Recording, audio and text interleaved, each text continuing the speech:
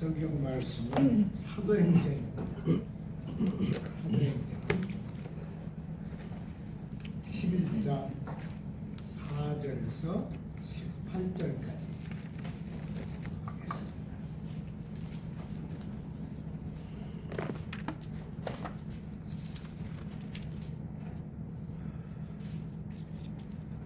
다 같이 함께 기도하겠습니다.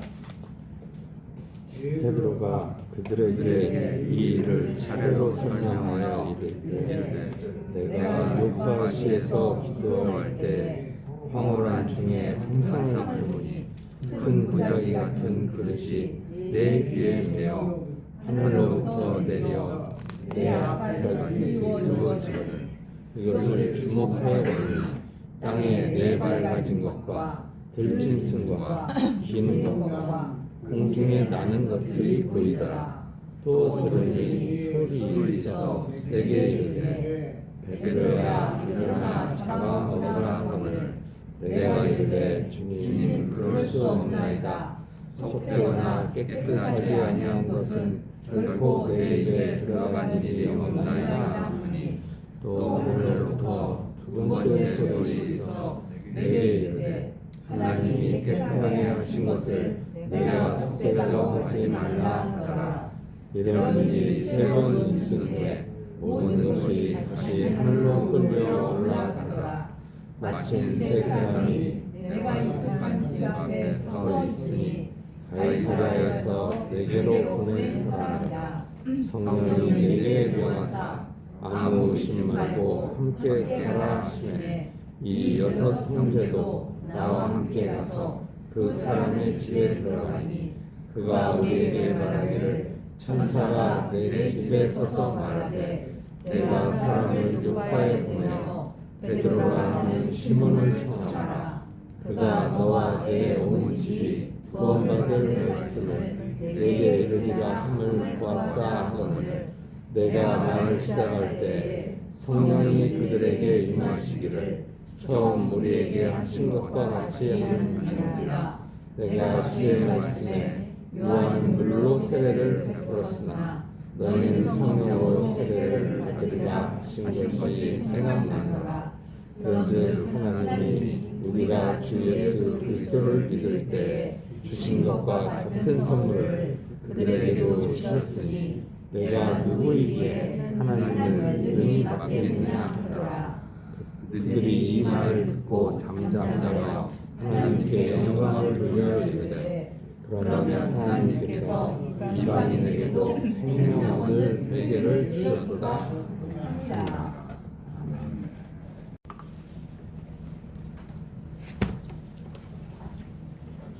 오늘 설날입니다.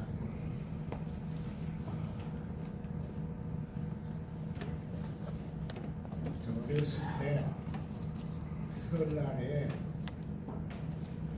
어른들에게 가서 세배하던 생각이 납니다. 세배하면 어른들이 덕답을 하시죠. 어렸을 때는 건강해라 이런 말씀 별로 안 하시고 공부 잘해라 그러시죠. 공부 잘해라. 아마 제가 고등학생 때까지 세배를 다녔던 것 같아요. 저희 어렸을 때는 세배 가는 가정만큼 떡국을 줬어요. 그래서 하루에 한 20그릇 정도 먹은 그런 생각도 듭니다. 저도 여러분에게 덕담을 좀 하려고요. 2023년인데 여러분 다 건강하시기를 바랍니다. 그리고 출입을 하나님께서 항상 지켜주시기를 바랍니다. 여러분 가정에 하나님이 항상 함께 계셔서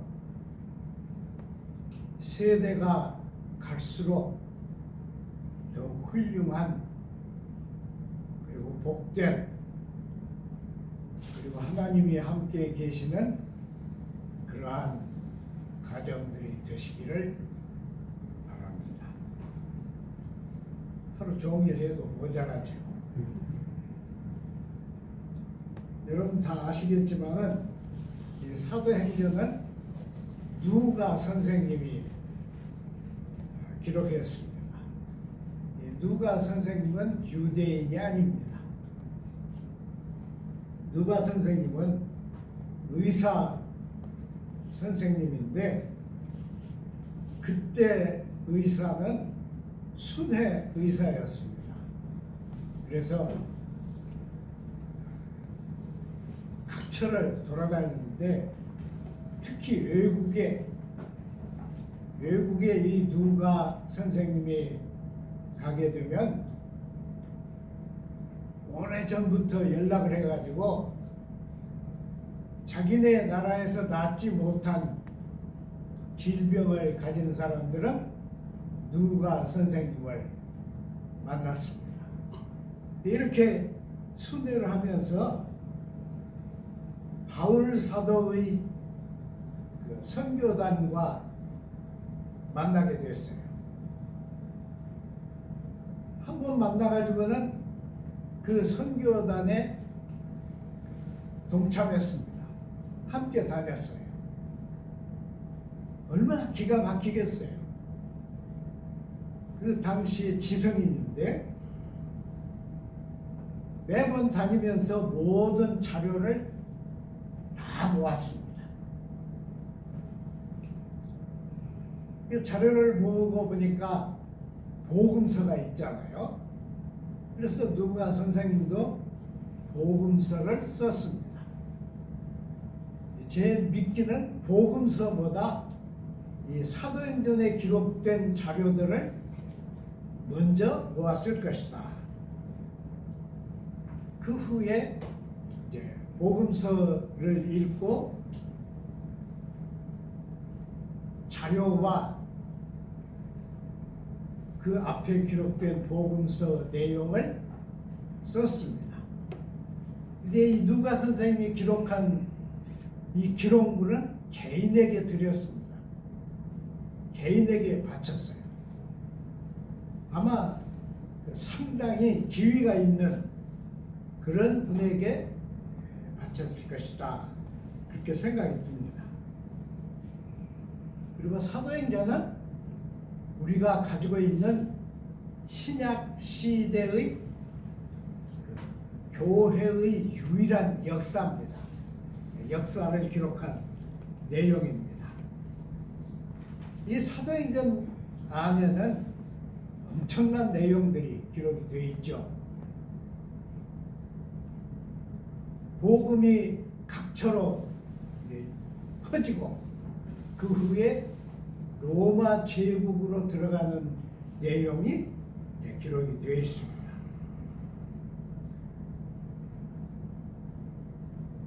이 기록 중에서 오늘은 그 베드로가 겪은 내용을 읽었는데요.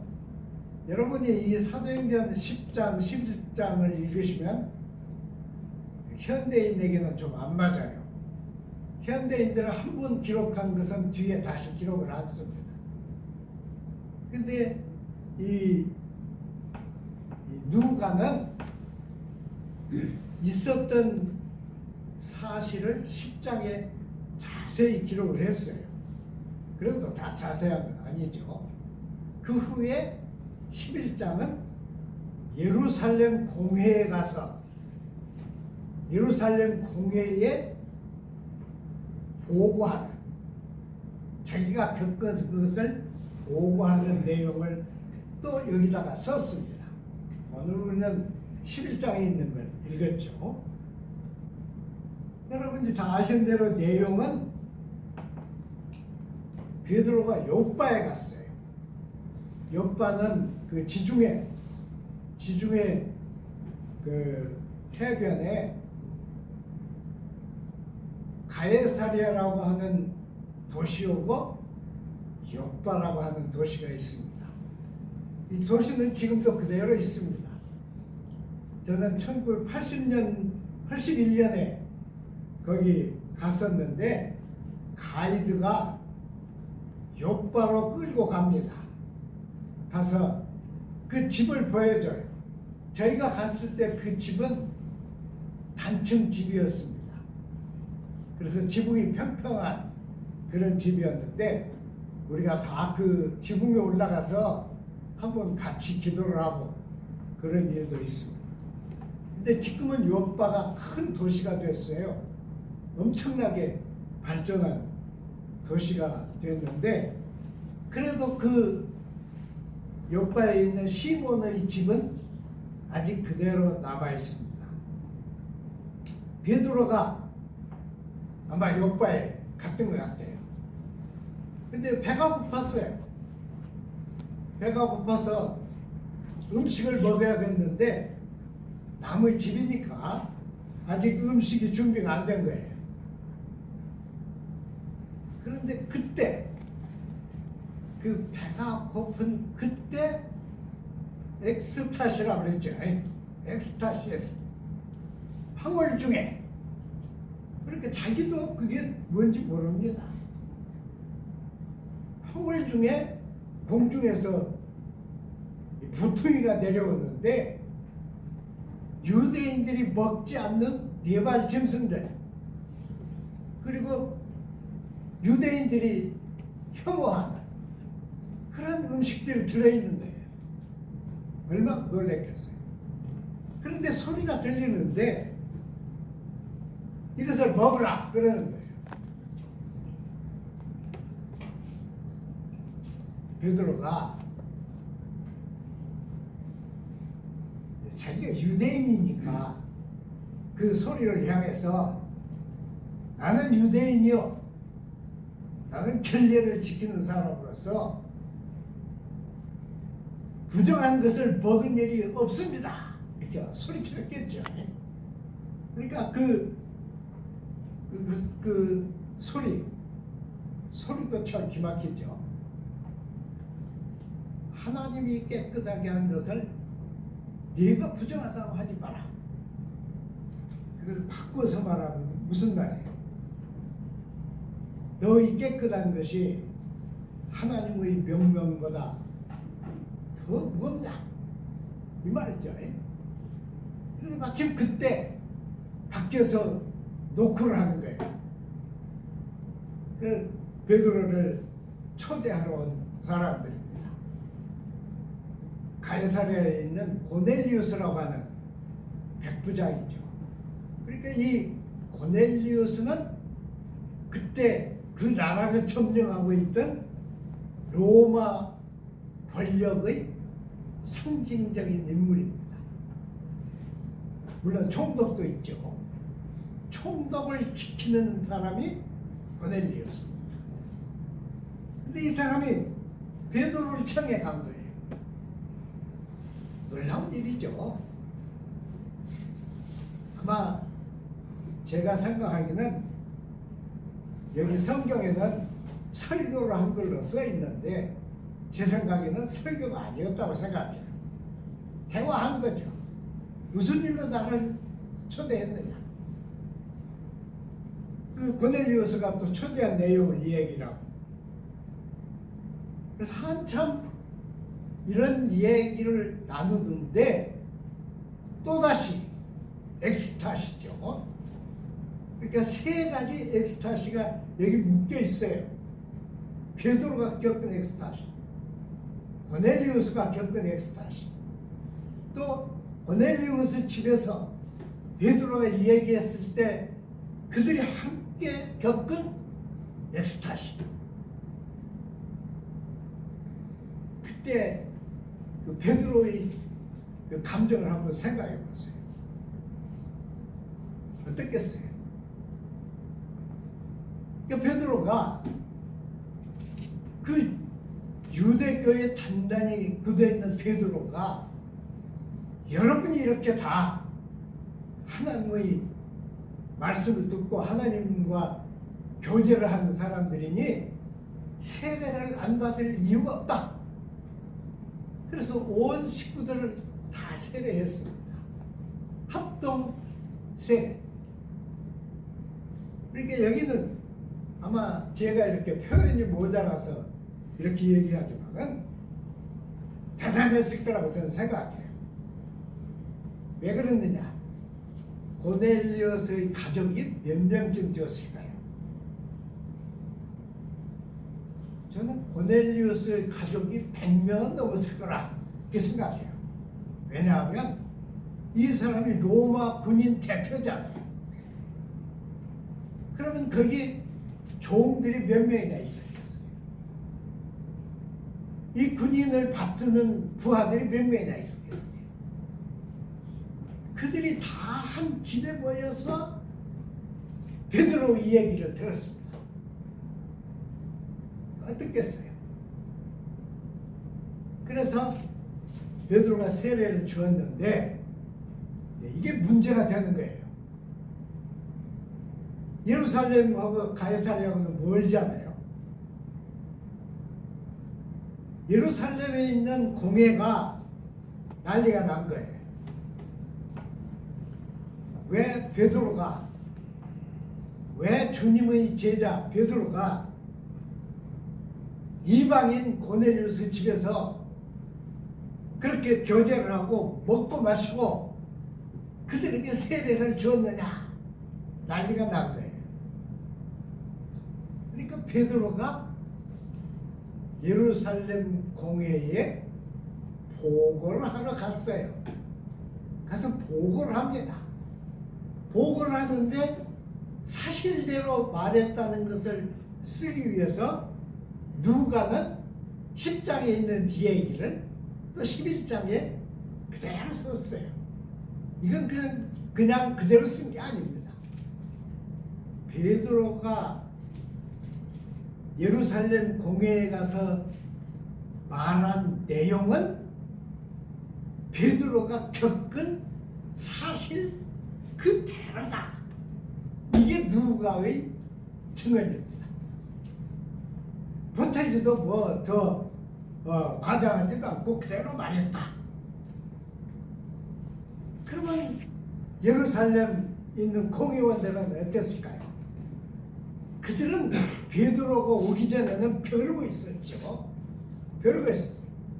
아직 예수님의 12제자 대표라고 하는 베드로가 이 모양이니 이게 어떻게 될 것인가.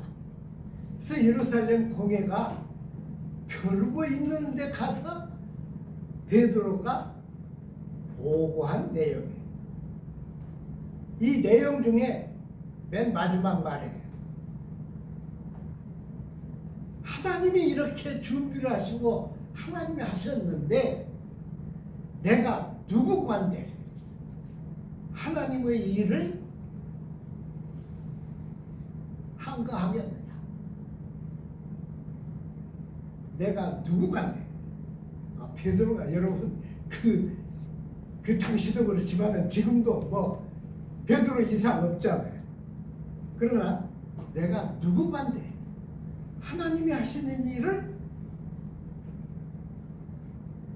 마주 서서 하겠느냐? 무슨 얘기예요?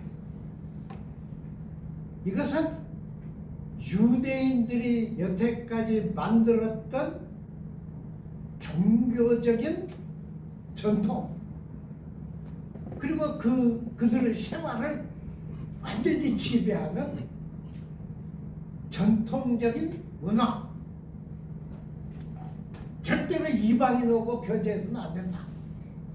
이방인들을 사람으로 대해서는 안 된다고 하는 이 유대인들의 망상이죠. 일종의 망상입니다. 그것이 깨지는 거예요. 저는 이 종교적인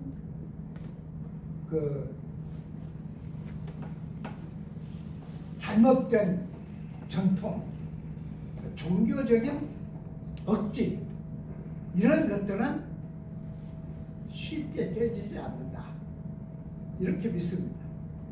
얼마나 그것이 어려웠으면 하나님이 욥바의 엑스타시를 일으키시고 가해사라의 엑스타시를 일으키시고, 그래서 이 두 사건이 묶여지게 만들고, 그리고 베드로가 가서 그것을 깨뜨리게 했을까 생각하게 됩니다. 우리가 다 예수를 잘 믿는 사람들인데 저는 이런 생각을 해요. 그냥 형식적으로 얼렁얼렁 믿는 사람에게는 아무 문제가 없습니다. 아무런 문제가 없어요. 그런데 내가 정말 하나님의 뜻을 받들어서 잘 믿어야겠다, 그런 사람, 누구보다도 내가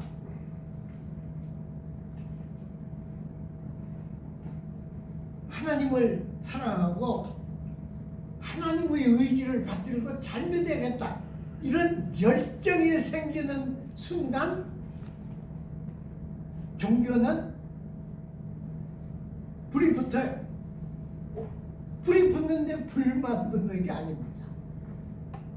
그것은 굳어지게 만들어요. 자기 의지, 자기 생각, 자기 신앙, 자기 방법, 더 넓혀지면 자기 감정, 그리고 자기 자존심, 이 모든 것이 묶여져서 신앙과 비슷한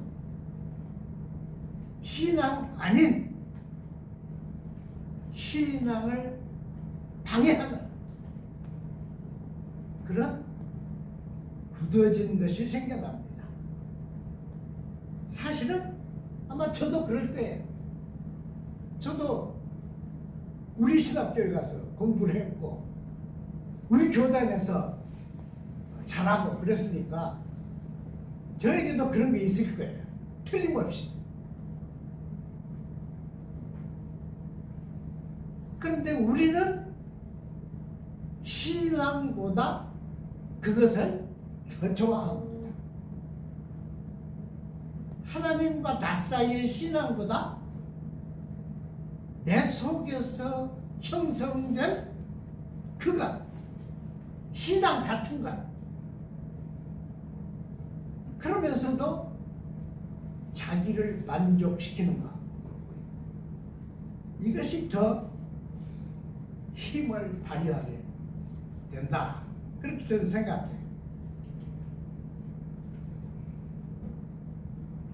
이 가해사라의 고넬리오스, 욥바에 있던 베드로가 가해사라에 가서 겪은 일, 그리고 예루살렘 공회에 가서 보고한 내용, 이것은 우리에게 엄청나게 중요한 것을 가르칩니다. 여러분, 신앙은 하나님이 우리에게 내려주신 말씀에 우리가 응답하는 순간 생깁니다. 하나님이 원수를 사랑하라 그러면 여러분은 어때? 저는 맨 처음에 하나님이 원수를 사랑하라, 원수를 어떻게 사랑해? 그렇게 나오는 거예요. 우리는 다 그래요. 여러분은 어쩐지 모르지만. 근데 하나님이 내게 말씀하신 것에 대한 나의 반응, 거기서 신앙은 나옵니다. 그런데 내가 오래 신앙생활을 하고 잘하고 또 저같이 모든 사람이 인정하는 공식적인 틀이 있는 사람은 하나님이 말씀하시고 내가 응답하는 그 사이에 내가 더 강하고 내 생각이 더 앞서 내 주장이 더 힘있고 이런 것이 작동을 하게 됩니다.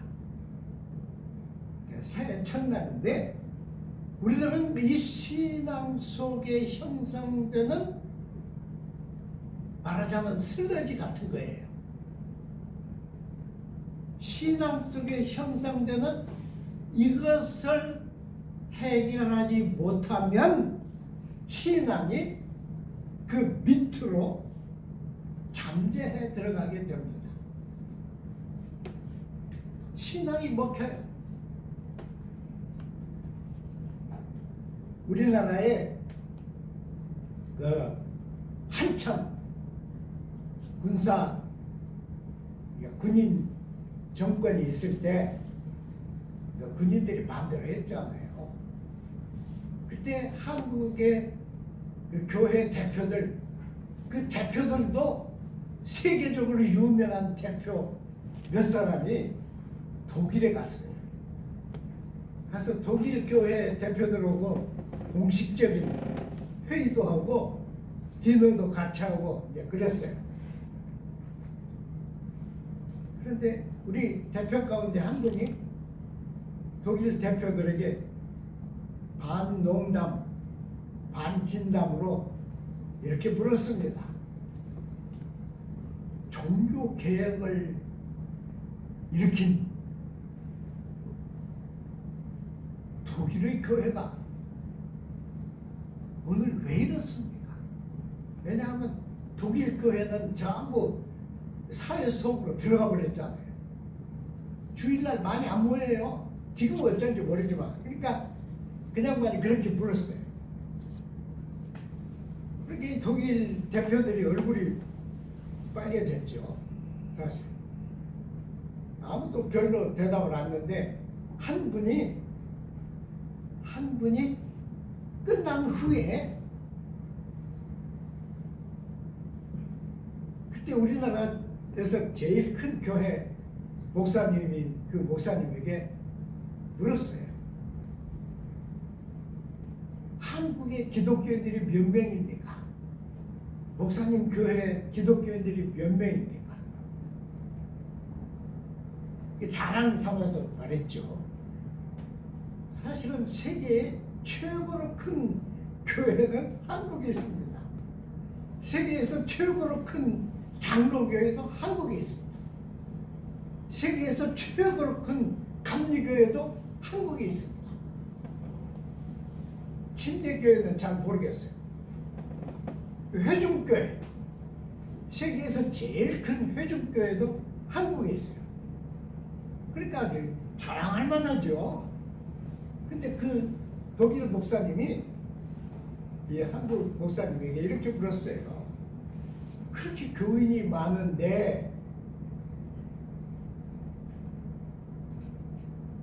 그 교인의 10분의 1도 안 되는 적은 수가 나라를 다스리는데 왜 한국교회 교인들은 말을 못합니까? 그렇게 물었어요. 왜 한국교회 교인들은 말을 못합니까? 그 말을 뒤집으면 한국은 신자들도 많고 신앙이 열렬한데 그 신앙의 본질은 무엇입니까? 이런 질문이잖아요.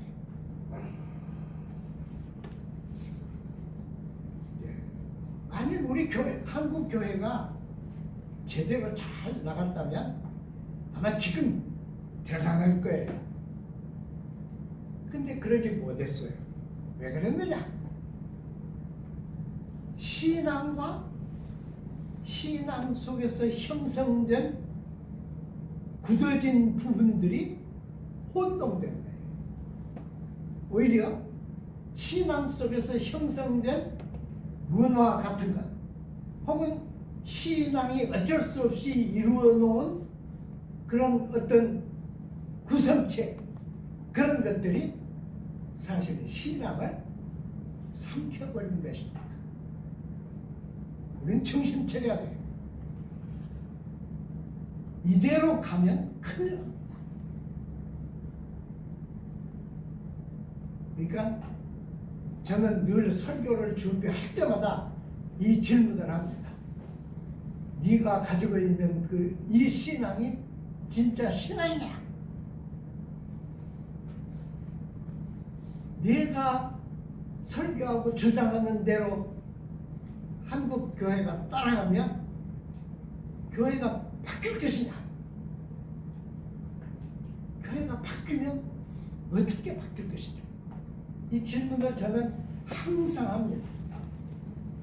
왜냐? 우리는 주어진 기간만 살잖아요. 딱 하나님이 주어주신 기간만 이 땅에서 삽니다. 그 후는 우리가 말도 못하고 관여도 못하고 관심도 못 갖습니다. 그러니까 그 기간 동안에 우리가 몸담고 있는 우리 교회를, 우리 교회만 아니고 우리 한국 교회를 정말 신앙의 공동체로 만들어야 합니다. 그때만 복음이, 그리고 이 사도행전에 있는 엑스타시를 일으킨 성령의 능력이 진실로 교회 속에 있게 될 것입니다. 제가 한번 고등학생들 모인 데서 이 엑스타시 얘기를 했더니 고등학생들이 막 웃어요. 그 옛날 얘기지 그게 어디에 있냐고 그래요. 그러지 않습니다. 하나님은 어제나 오늘이나 영원토록 동일하십니다. 하나님은 나이도 안 드셔. 하나님은 늙지도 않으셔. 뭐 하나님도 자꾸 변한다 그런 신학자들도 있지만 하나님은 변하시지 않습니다. 그건 잘못된 생각이에요. 자, 베드로가 예루살렘 공회에 가서 보고한 이 내용, 다른 거 다 잊어버려도 그 중에 절대로 잊어서는 안 될 것이 뭡니까? 내가 누구간데 하나님이 하시는 일을 한가하겠느냐? 내가 누구간데 하나님의 계획을 방해하겠느냐? 내가 누구간데 이 시대에 하나님이 나에게 요구하시는 것을 거절할 수 있겠느냐? 기도하겠습니다. 아버지 하나님, 우리 조상 대대로 내려온 아름다운 정말 초하루입니다. 이날 이렇게 예배를 드리게 하신 것도 감사드립니다. 온 교우들이 이 한 해 동안 하나님의 축복 가운데 살게 하시고 하나님과 끊임없이 대화를 나누면서 살게 하옵소서. 각 가정에 주신 자녀들이 하나님을 사랑하게 하시고 하나님과 동행하게 하시고 하나님을 영화롭게 하는 사람들이 되게 하나님께서 인도하여 주시고 그들과 함께 하시고 그들에게서 영광을 받아 주옵소서. 예수님 이름으로 기도드립니다.